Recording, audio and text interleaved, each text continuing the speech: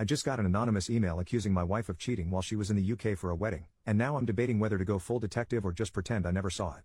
I, 47M, have a comfortable and fulfilling life. I have a job I truly enjoy, I live in a nice suburb, and I'm blessed with 3 wonderful children, 8M, 6F, 4F, and a lovely wife Emily, 45F. I've always felt Emily and I were an ideal match. However, a recent email I received has seriously threw me off and planted a seed of doubt in my mind. Emily lived in the UK between 2010 and 2015, during which time she pursued a PhD.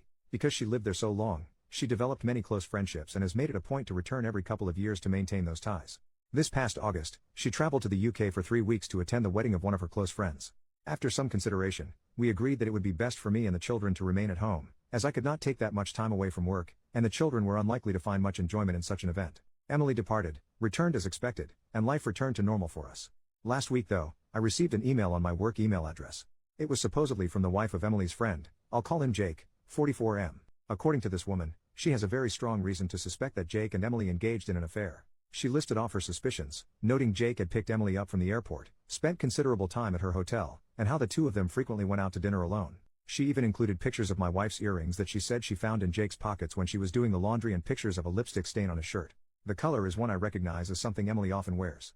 There is some other evidence she listed off. For the sake of conciseness I will not include them here. All this was a lot to absorb, and for a while I thought it was some sort of joke, so I tried my best to ignore it, but it kept coming back into my mind. I remember that before her trip, my wife would talk to all her friends there. I don't know if this email is influencing my memory, but I think she probably spoke with Jake the most. Additionally, I know Emily never liked Jake's wife, though I can't say why. I've never pried into Emily's phone or social media accounts before, but I feel very tempted to now. However, I know I'd feel terrible if I looked and found nothing. Also, if I start acting suspicious, wouldn't she just delete everything out of fear of being found out? I am unsure of how to move forward and would welcome any guidance on handling this.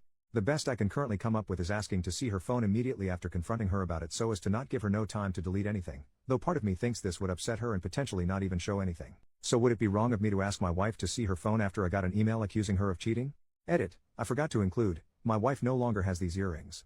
She wasn't wearing them when she returned, and when I asked, she said she lost them. First update, 10 days later, a few hours after sharing my first post, I confronted Emily and she actually confirmed my fears. She claims she's in love with Jake and can't live a lie any longer. She still claims to love me and the kids but says she can't stay with us any longer. According to her, she was waiting for a better time to tell me and the children. Apparently, this has been going on since March, with Jake flying out here occasionally and Emily secretly meeting him. We're getting divorced. Emily is moving to the UK soon. She confirmed that in August, in addition to the wedding, she attended a job interview, and she's set to start around the new year. She's already applied for a British visa. She plans to live with Jake once she moves. As for custody, Emily is voluntarily surrendering her chance of full custody. She doesn't want to uproot the kids, so they'll stay here in Canada with me. There's a part of me that appreciates that decision, but there's also the part that is astonished at how easily she's walking away. She wants to pay child support, but I'd rather raise my children without her financial influence. That said, the court will likely insist on support, regardless of my feelings. Emily is also seeking structured visitation rights, which, given the circumstances, will likely be granted. Based on what I've been told, the court generally leans toward arrangements that allow both parents to maintain relationships with the children, even when one is relocating to a different country. The lawyers are still working out the details, so I'm not exactly sure what to expect yet, but it seems she'll have visitation during school breaks and holidays, with the possibility of virtual calls in between. I've been keeping things as amicable as possible, and the more cooperative I am, the more Emily seems to agree with my demands. We're also discussing the future of our home. Emily has expressed a desire to sell the property and divide the proceeds. While I am reluctant to part with the family home, it is unlikely I have much of a choice since it was bought during our marriage. For now, our lawyers are still working through the details, and no final decisions have been made. Given the situation, it could be a good while before we reach a resolution at all. In the meantime, I've been advised not to make any major financial moves. As much as I want to stay here with the children, I know selling is most likely inevitable. As of this writing, Emily is in an Airbnb and Jake has flown here to stay with her. They plan on traveling to the UK at some point in the near future. My lawyer tells me that adultery isn't grounds for special treatment when it comes to custody or property division. Therefore, it won't influence how assets are divided unless marital funds are directly involved. Emily likely used money from her personal account. Unless it can be proven she used our joint finances to fund the affair, it's unlikely this will make any difference in court. I have been in regular communication with Jake's soon-to-be ex-wife, Eleanor, primarily through email, and more recently we've spoken over the phone a few times. Eleanor apologized, saying she felt guilty for telling me about the affair and worried that if she hadn't, maybe my marriage could have been salvaged. I reassured her that, for me, the gravity of the situation made divorce inevitable, and I'd rather not remain in the dark about something this big. She even sent me messages and other evidence of their relationship, but since Emily is openly admitting to the affair, it doesn't really matter in the context of the law. Eleanor has also told me a lot about Jake. Apparently this is the third time he's cheated on her and she's had enough. There's no chance of reconciliation this time, she says, and he doesn't seem interested in trying. She mentioned that Jake has zero desire to raise children who are not biologically his, which explains why Emily's not fighting for custody. Eleanor's divorce will most likely be much longer and more drawn out than mine, given that both her and Jake want full custody of their children, and can't agree on several other issues. I haven't had much time to process everything. These past 2 weeks have felt like a blur in every way. But one thing I can say with certainty is that I have nothing left for Emily. Not because she betrayed our marriage, but because of how easily she's walking away from our children. I never thought I could hate someone I once loved so much. It's a strange feeling. The hardest part in all of this is the children. My 2 youngest daughters have started asking why their mother isn't around as much anymore, and it's been very difficult trying to communicate with them about the nature of the situation. My eldest seems to understand a little more and, as a result, he has become quiet and withdrawn. I'm fortunate to have a family that has been incredibly supportive so far. My children have received numerous thoughtful letters from some of their cousins, which I've been reading to them each night. All my siblings have also sent gifts for the kids, and one of my brothers, along with his wife, drove up to visit over the past weekend. My sister-in-law even prepared plenty of food, some of which is still in the freezer. They also kept the children entertained while I met with my lawyer. My other siblings have also offered to come by and look after the kids whenever I need them. Beyond that, my parents have been calling daily to check in on us, and my 78-year-old mother has already made plans to stay with us for 2 weeks in November to help around the house. The collective effort of my family has made this experience much more bearable, and I'm so grateful for all their support. To everyone who encouraged me to speak with Emily after my last post, I'm grateful. I was tempted to ignore Eleanor's message, but it kept gnawing at me. Your advice gave me the courage to act. Emily has shown herself to be a liar, and I have no doubt that her idea of a better time was simply when it would cause the least inconvenience for her and Jake. Second update, almost 1 month later. Think of this less as an update and more as a chance to vent a few things now that I've had more time to process my situation. I know that Emily often traveled back and forth to the UK during our marriage. She claims her affair with Jake only began in March 2024, but I'm convinced she's lying. It's almost certain that this has been going on for years. Given how much she had already prepared by the time I confronted her, it's become clear to me and everyone else that she had been planning this for some time. In fact, within a few short days of our confrontation, she already had certain legal documents prepared. Additionally, Jake arriving in Canada shortly after I confronted Emily, made it clear that they had planned for her to tell me roughly around this date in advance. It makes sense that Emily was well prepared and was just waiting for things to be better lined up for herself. After all, she'd long since applied for her visa, secured a job, secretly appraised her car, our family car, though it was under her name, and sent personal items with Jake to the UK during his secret visits, all right under my oblivious nose. I have a feeling I'm only scratching the surface and have no real idea of how far this actually goes, not that Emily would ever tell me its depth. In addition to all of this, Emily had already been in touch with her lawyer long before I confronted her. Taking all this into account, it's hard not to wonder if she secured her job even earlier than she let on, perhaps to make her actions seem less calculated. 2 of Emily's friends have since reached out to express shock and disappointment by her actions. One of them, Janet, mentioned that according to another friend, Emily had been consulting her divorce lawyer as far back as late August or early September, and this other friend also confirmed my suspicion that Emily had been sending some of her belongings to the UK during Jake's visits. I've been losing sleep, replaying the past few months in my mind, maybe driving myself a little crazy, but certain things stand out. For example, when Emily went to the UK in August for the wedding, she was carrying 3 fully loaded suitcases. She told me that they were filled with presents for her friends and I didn't question it, even though it seemed a bit excessive at the time. When I picked her up from the airport after her trip, I noticed the bags were suspiciously light. I can assume that in addition to the job interview she claimed to attend, she transported a bunch of her personal items to the UK, which would explain why since her return, she seemed to have been wearing a smaller selection of her clothing. Despite this, I was somehow blindsided and I completely blame myself. Looking back, I can see there were signs I ignored and I guess I didn't think Emily was capable of this sort of thing. A part of me wonders if this could have been avoided entirely had I been more assertive and vigilant in the past. The worst part of all is that my children are now dealing with the consequences of my ignorance and stupidity. While I twiddled my thumbs, my wife had essentially started a new life. Most people in my life now know about my separation from Emily. I've stopped wearing my wedding band, and I've explained the situation to friends and colleagues who noticed it gone. One of my close friends, and many others who reached out privately on Reddit, have suggested I get DNA tests for the children, given Emily's travel patterns and tendency to lie. While I understand where they are coming from, this is something I'll never do. I'd never assign my children to another man. Nothing will change that. Life without Emily has been difficult. Mornings have become a hectic rush. Between getting the kids ready and getting myself out the door, I'm barely on time for work for nearly half the week. It's frankly exhausting trying to keep up with all the extra parenting duties I have to perform throughout the day. Our current home has a large driveway, so on top of everything else, I'm already dreading the task of shoveling it once the snow starts falling.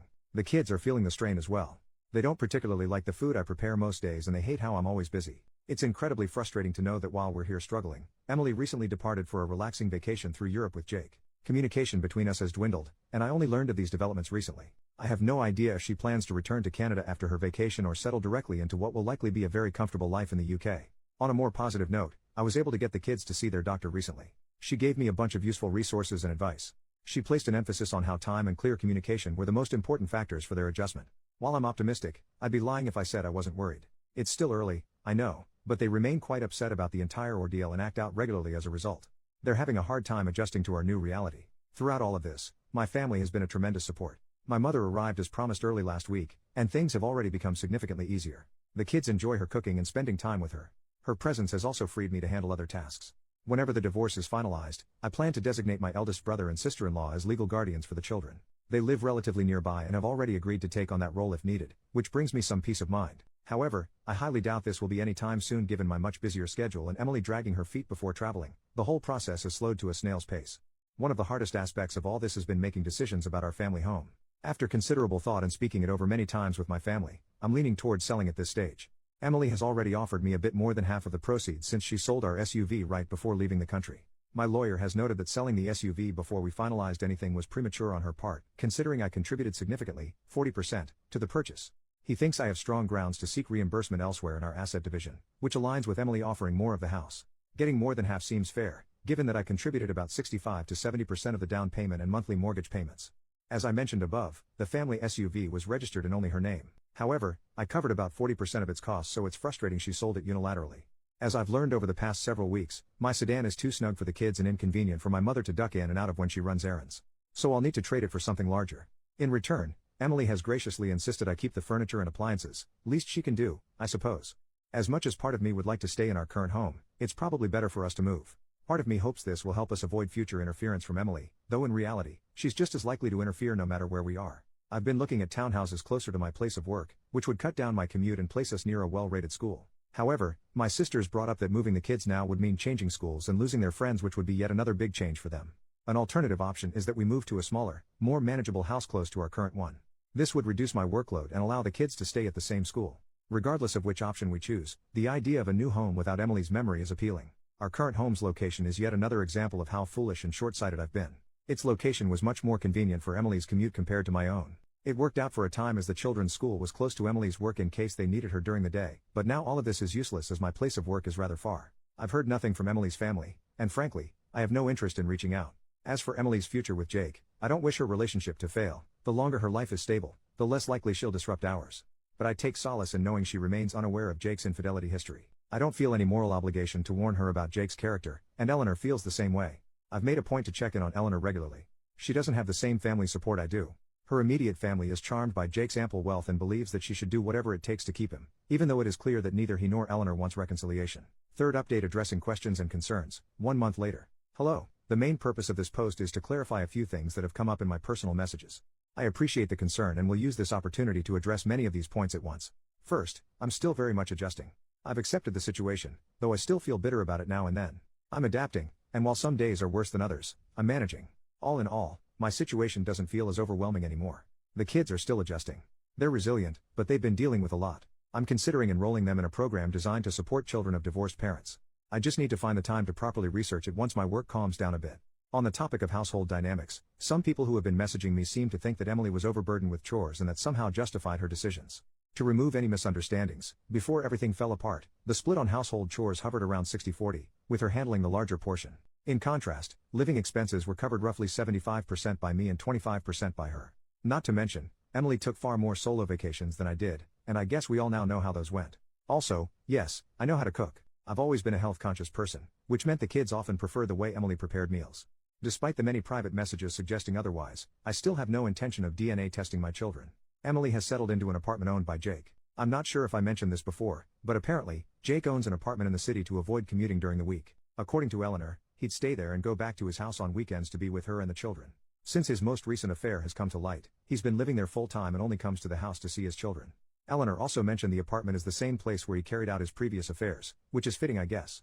In other news, I finally replaced my sedan with a larger car. I spent much more than I probably should have, but it's been one of the few things bringing me joy lately. Lastly, many people have been messaging me to suggest that I have some sort of moral obligation to warn Emily about Jake's previous infidelity and the chance he may cheat on her.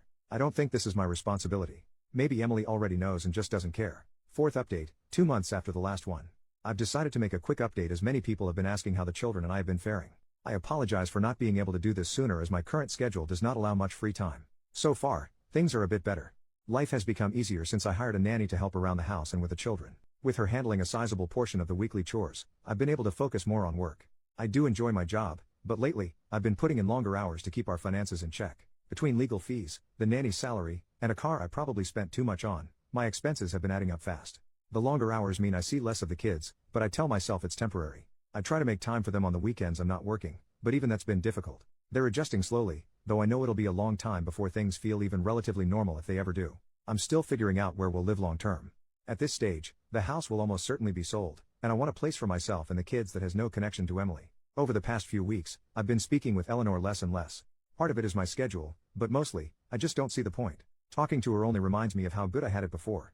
The most important and annoying reason, however, is that Eleanor has decided to remain with Jake. She claims that he respects her, somehow, and has shown commitment to their family despite still being with Emily. According to her, he has demonstrated this commitment by prioritizing their children over his new relationship and by respecting her space. It is jarring, considering how just a few months ago, she was adamant about going through with the divorce, yet now, she's cancelled these plans entirely. Then again, maybe I shouldn't be surprised. By her own admission, this isn't Jake's first affair, and she's always forgiven him in the past. Emily still lives in an apartment Jake owns, while Eleanor remains in the family home with her children. Jake splits his time between the two, staying at the apartment during the week and coming home on weekends and sporadic weeknights. At the very least, Eleanor has made it clear that Emily isn't allowed in the family home, and Jake seems to respect that.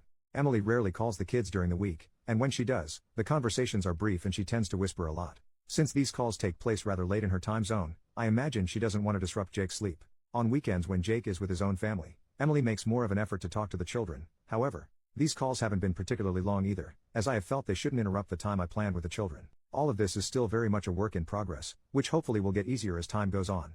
While a part of me is still shocked by how things turned out, I think I have largely woken up to this new reality.